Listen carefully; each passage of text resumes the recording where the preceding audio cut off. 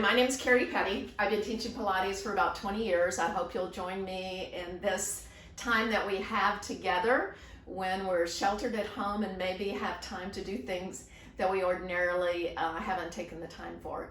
Pilates can truly change how you look and how you feel. It works on the infrastructure of the body.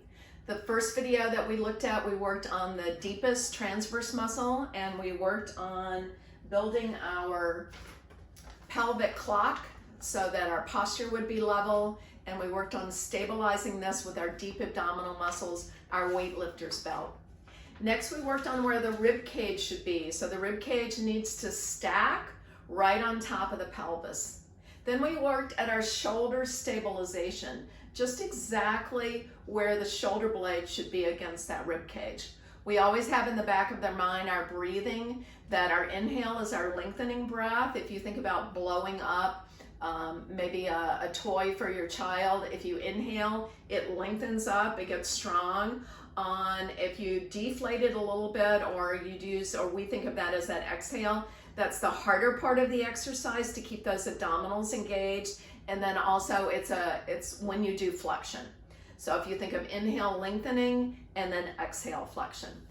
The next part to work on can be a little bit tricky, so it's a head and neck alignment, but there's a lot of flexion in Pilates, and so the head and neck alignment can be really important. Now, if I told you, is my head on straight? Haha, no comment from my regular Pilates clients. From the side here, you would say, okay, I know it's not straight. But a lot of times when I watch people and when they're rolling up, their head gets back too far or the head's to the side, it's almost as much as is here. Okay, my head is out of alignment. But when you're thinking of straight up and down, the head has always got to follow where the spine is. So if the upper spine starts to curl, then the neck vertebrae are going to curl slightly. What you don't want to do, and kind of in the olden days of Pilates, they talked about putting your chin to your chest. If you do that right now, you'll see what tension it creates back here, and it's an unnatural position to be in. So one of the ways I like to help my clients feel what the head and neck should feel like when it's on straight is to take your hands and interlace your fingers, start at the base of your neck, and then run up the neck until you go to the base of the skull. Then the hand should cup the base of the skull, and you want to feel kind of a pull upward. This feels luscious, really, because you're getting kind of that tractioning of the head and neck. So in this position, my head feels balanced on top of the spine. That's one of the ways. If your head gets out of alignment, it weighs as much as a bowling ball. You're going to start to get tension in the back of the neck or the front of the neck. Then you know your head is out of alignment. So if we think about a position that we were trying to roll up, and what we want to think about is a gentle nod. And when I do a gentle nod, my head is going to stay on the mat. I'm just going to kind of hear the rustling of my hair.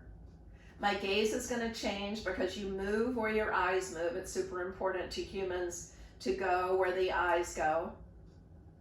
What I don't want to do is a lot of people, when they start to move, they'll lift their head straight up. And again, that creates incredible tension through here. As the same thing, again, in the olden days of Pilates, as jam your chin to your chest or pull it down, that again creates a lot of tension here. You should always have room for a small apple, your fist between your chin and your chest. A lot of times, just like we were doing seated up, if you can interlace those fingers, start at the base, and then pull up to the base of the skull, and then do that motion. And again, I am pulling here because that helps me to support the whole head and neck and how much it weighs.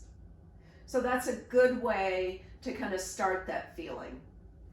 It works in all the lines of travel, so that if we're doing an exercise that works in extension, then the head can't be here if the back is moving in this direction. The neck has to do what the upper back is doing. If we're going into flexion and we're starting to flex this way, then the neck and the head is going to move this way. If you're going into side flexion, then as the spine changes, then the head and neck change. It's hard to work on sometimes because obviously if you're looking in the mirror to get feedback, as soon as you turn your head and neck gets out of alignment.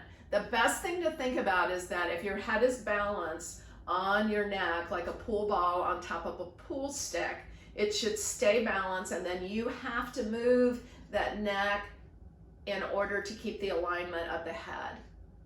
The other thing is the head should feel weightless if it is in the correct position. All right, we're done with the basic principles and we can start a small workout putting them all together.